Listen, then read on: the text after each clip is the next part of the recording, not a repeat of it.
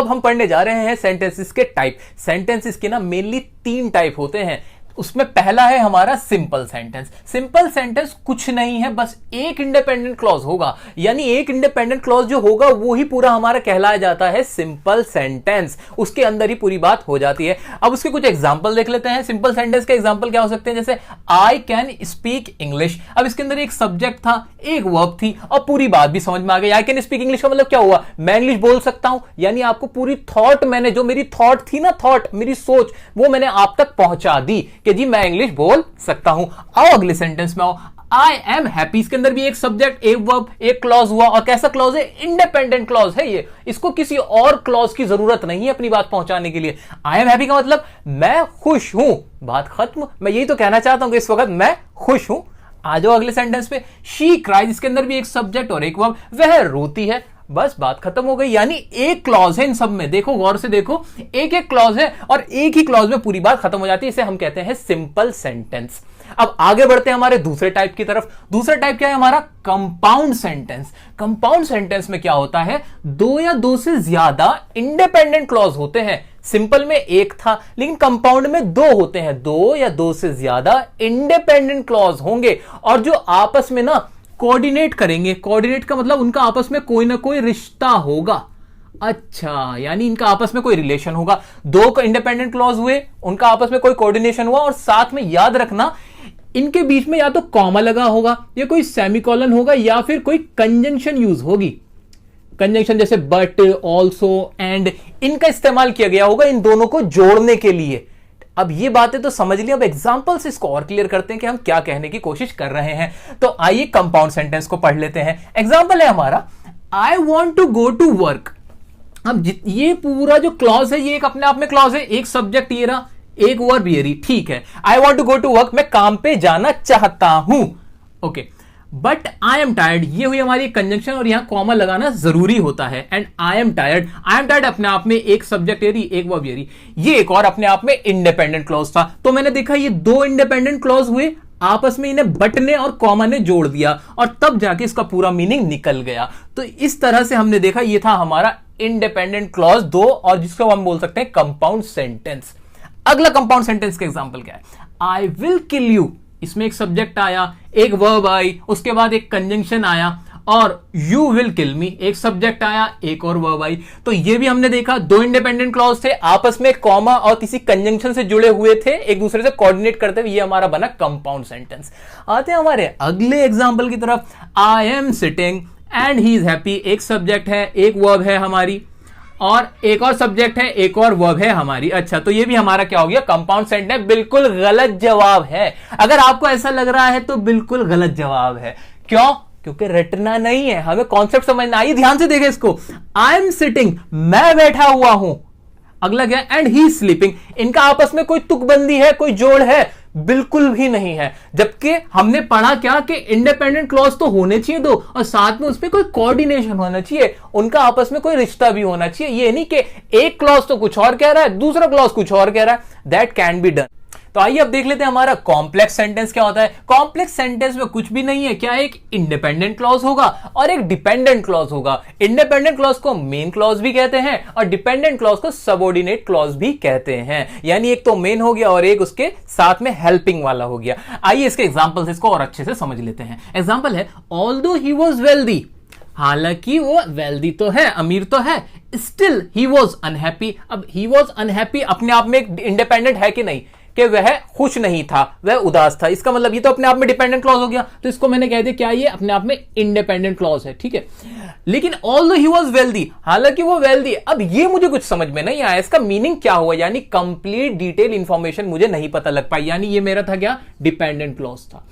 तो यहां पर एक डिपेंडेंट क्लॉज हुआ, एक इंडिपेंडेंट क्लॉज हुआ और दोनों से मिलकर एक सेंटेंस बन गया। तो ये मेरा कहलाया क्या, कॉम्प्लेक्स सेंटेंस। आइए अगले वाले पे बढ़ते हैं। व्हेनेवर प्राइस गोज अप, जब भी प्राइस के दाम, प्राइस जो होते हैं वो बढ़ते हैं, कस्टमर्स बाय लेस प्रोडक्ट्स, जो कस्टमर होते हैं वो कम प्रोडक्ट्स खरीदते हैं। अब व्हेनेवर प्राइस गोज अप, अब इतनी बात से कुछ समझ में आया? अगर आपके सामने ये वाला क्लॉज रख दूं मैं, तो यहां पर आपको कुछ क्लियर हो रहा है? बिल्कुल क्लियर नहीं हो रहा, क्योंकि ये अपने आप में एक डिपेंडेंट क्लॉज है। इसको जरूरत है कि आगे भी कोई बात बताओ भाई, तब समझ में आएगा। अच्छा, आगे की बात ये थी कस्टमर्स बाय लेस प्रोडक्ट, और जबकि ये जो है ना, ये अपने आप में इंडिपेंडेंट है कि कस्टमर कम प्रोडक्ट खरीदते हैं, तो ये भी हमारा क्या हुआ, कॉम्प्लेक्स सेंटेंस। अगला एग्जांपल है हमारा वेयर एवर यू गो, जहां भी आप जाओ। इतने से समझ में आया? बिल्कुल नहीं आया। आगे बढ़ जाते हैं। You can always find beauty, लेकिन यू कैन ऑलवेज फाइंड वाला जो क्लॉज है ना, ये मेरा ये अपने आप में इंडिपेंडेंट है।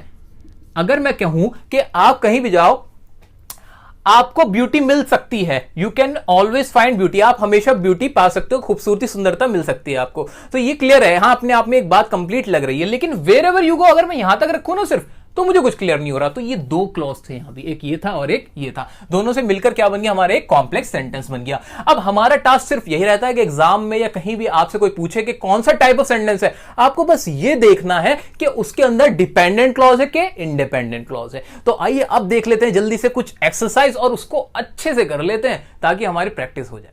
दोस्तों, अब इन एग्जाम्पल्स की मदद से हम इसका पूरा पोस्टमार्टम कर लेंगे और सही आंसर ढूंढने की कोशिश करेंगे। आइए पहला हमारा जो एग्जाम्पल है उसे देख लेते हैं।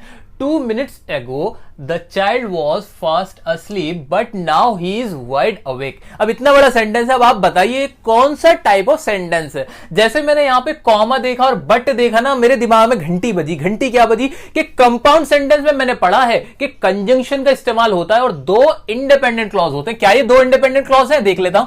2 minutes ago the child was fast asleep, यहां एक सब्जेक्ट आया, एक वर्ब आई, एक क्लॉज हो गया और ये अपने आप में इंडिपेंडेंट है। अगला लिख लेते हैं। Now he is wide awake, ये अपने आप में इंडिपेंडेंट है। हाँ, बिल्कुल इंडिपेंडेंट है, केवल जगह हुआ है तो कोई दिक्कत नहीं आई मेरे को ये देखने में कि कौन सा टाइप ऑफ सेंटेंस था। मैंने कहा जी ये तो होगा कंपाउंड, क्योंकि मुझे इसका रूल पता था और मैंने इसको देख लिया, तो ये हो गया हमारा कंपाउंड सेंटेंस। ओके, क्लॉज नहीं होगा, सेंटेंस होगा। आगे बढ़ते हैं। नेक्स्ट है हमारा I guess she just does not respect you. अब आई गेस जो है मेरा, आई गेस कि मैं अनुमान लगाता हूं, मेरा ख्याल है, अब उसको आप जरा गौर से देखिए। क्या ये अपने आप में इंडिपेंडेंट है? बिल्कुल नहीं है। क्या अनुमान लगाते हो ये तो बताओ। तो ये तो हो गया हमारा डिपेंडेंट यानी सबऑर्डिनेट। और अगला कौन सा है? She just doesn't respect you. वो जो लड़की है ना, वो आपकी जरा भी इज्जत नहीं करती, रिस्पेक्ट नहीं करती। क्यों नहीं करती वो हमें नहीं पता, करनी चाहिए, लेकिन ये मुझे समझ में आ रहा है ये अपने आप में क्या है, ये अपने आप में इंडिपेंडेंट है। तो यानी एक इंडिपेंडेंट एक डिपेंडेंट, बताओ कौन सा था? कॉम्प्लेक्स वाला था। जी हाँ, तो इसका आंसर होगा हमारा कॉम्प्लेक्स सेंटेंस। आगे बढ़ते हैं हमारे अगले एग्जाम्पल की तरफ। व्हेन ऑल एल्स फेल्स, एक ही अपने आप में मुझे क्लॉज दिख रहा है, ठीक है, लेकिन मुझे ये नहीं समझ में आ रहा कि कहना क्या चाहता है। व्हेन ऑल एल्स फेल, जब सब कुछ फेल हो जाए। अरे क्या सब कुछ? पूरा कंप्लीट नहीं है, यानी ये कैसा हुआ हमारा, ये हुआ हमारा डिपेंडेंट क्लॉज। और आगे बढ़ते हैं। रीड द यूजर मैनुअल, ये समझ में आ रहा है कि यूजर मैनुअल पढ़ो, यानी एक डिपेंडेंट है एक इंडिपेंडेंट है, तो ये हमारा कौन सा हो जाएगा? ये भी हमारा हो जाएगा कॉम्प्लेक्स सेंटेंस। आगे बढ़ते हैं। अगला मुझे लग रहा है आप कर पाओगे, बहुत आसान है दोस्तों, जरा सा गौर करना है और आपको समझ में आ जाएगी बात। It was Sam who paid for the drinks, वो सैम था, ये तो मुझे समझ में आ गया क्या कि ये तो इंडिपेंडेंट है, कि वैसे सैम था, जो भी था वो व्यक्ति वो सैम था, ठीक है। Who paid for the drink, जिसने ड्रिंक्स के लिए पे किया। अब ये वाला जो क्लॉज है ना, ये मुझे क्लियर नहीं हो रहा कि जिसने ड्रिंक्स के लिए पे किया। अगर मैं इसे अलग देखने की कोशिश करूं, सिर्फ इतना देखूं, तो मुझे कोई बात समझ में आ रही है क्या? यहां पे आप ये कट लगाओ, अब फिर इसको पढ़ने की कोशिश करो। क्या आपको कंप्लीट बात समझ में आ रही है कि सामने वाला क्या कहना चाह रहा है? बिल्कुल नहीं आ रही। यानी एक इंडिपेंडेंट दूसरा डिपेंडेंट जब साथ में मिल जाएंगे तो कर देंगे कॉम्प्लेक्स सेंटेंस। तो ये हुआ हमारा कॉम्प्लेक्स सेंटेंस। आगे बढ़ते हैं हम अपने अगले क्वेश्चन की तरफ। We met few people who speak English, हम कुछ लोगों से मिलते हैं। तो ये वाला जो था ना, ये तो मुझे ये लगा मेरे को इंडिपेंडेंट है कि हाँ भाई हम कुछ लोगों से मिलते हैं, मिले। We met, okay, who speak English, जो इंग्लिश बोलते हैं। लेकिन ये जो आ गया ना हु स्पीक इंग्लिश, अगर मैं इसको अलग से देखूं तो ये मुझे लग रहा है ये मेरा डिपेंडेंट है, इसलिए ये वाला आंसर भी हमारा क्या हो जाएगा? एक इंडिपेंडेंट दूसरा डिपेंडेंट, ये हमारा हो जाएगा कॉम्प्लेक्स सेंटेंस। अरे ये तो सारे कॉम्प्लेक्स निकल रहे हैं, लेकिन हमें इससे क्या लेना देना है कि कौन सा कॉम्प्लेक्स है कौन सा कंपाउंड? हमें तो अपना रूल देखना है। अब चाहे सारे कॉम्प्लेक्स आंसर हो तो सारे कॉम्प्लेक्स हो जाएंगे, कोई कंपाउंड होगा कंपाउंड हो जाएगा। अगला देख लेते हैं। Ravi can be rude at times but he is a nice boy. अब ये वाला जो सेंटेंस है ना, ये मुझे लग रहा है कि पूरा सही है, इंडिपेंडेंट है ये। क्या कि रवि ना कभी कभी ना क्या करता है, गुस्सा हो जाता है, रूड हो जाता है, ठीक है कोई बात नहीं। आगे बढ़ते हैं। ही इज अ नाइस गाय, ये भी अपने आप में पूरा है कि वह एक अच्छा व्यक्ति है। लेकिन ये बट क्या आया, ये कनेक्टर आ गया, कंजंक्शन आ गया, यहां पे एक मुझे दिख रहा है कॉमा भी आ गया। ये सारे रूल हमारे किसको फिल कर रहे हैं, कंपाउंड वाले को। तो हमें पता चल गया कि ये हो ना हो, ये तो है हमारा कंपाउंड सेंटेंस। आगे बढ़ लेते हैं। ऑल द स्टूडेंट्स लाफ्ड, सारे स्टूडेंट्स थे वो हंसे।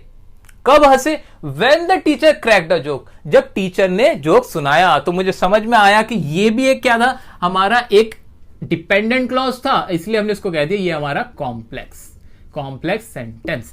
अगले हमारे सेंटेंस की तरफ बढ़ते हैं। क्या है, she is an air hostess, वो एक एयर होस्टेस है। अब ये जो she is an air hostess है, क्या ये डिपेंडेंट है या इंडिपेंडेंट, आप बताओ। मैंने कहा कि वह एक एयर होस्टेस है, बात खत्म हो गई कि नहीं हो गई, हाँ खत्म हो गई। तो ये तो था हमारा इंडिपेंडेंट क्लॉज, एक इंडिपेंडेंट क्लॉज हो गया, दिमाग में रखो, एक हो गया कि नहीं हो गया। आगे बढ़ते हैं। देयरफॉर इसलिए, she has seen many places in the world, क्या ये अपने आप में इंडिपेंडेंट है, बिल्कुल है। और साथ में हमारे क्या लगा हुआ है, कॉमा भी लगा हुआ है, देयरफॉर भी लगा हुआ है। मुझे समझ में आया कौन सा है type of sentence, compound sentence. हो ना हो ये होगा हमारा कंपाउंड सेंटेंस। आगे बढ़ लेते हैं। हमारा लास्ट है, he killed the tiger easily. अरे ये क्या है, कुछ समझ नहीं आया, एक सब्जेक्ट है, एक वर्ब है, बात खत्म हो गई। यानी ये कौन सा है, इंडिपेंडेंट क्लॉज है, और जिसे हम क्या कहते हैं, सिंपल सेंटेंस। तो ये वाला आंसर हमारा रहा सिंपल सेंटेंस। तो दोस्तों कितनी आसानी से, कितनी कॉन्सेप्चुअल तरीके से हमने इन सबके आंसर ढूंढने की कोशिश की है। मुझे उम्मीद है आपको ये बहुत अच्छे से समझ में आए होंगे। हमने इनके आंसर देखे और वो आंसर आए कैसे ये भी देखा। तो दोस्तों ये हमारी कोशिश थी, एक सच्ची कोशिश थी आपको टाइप्स ऑफ सेंटेंसेस समझाने की। आपको वीडियो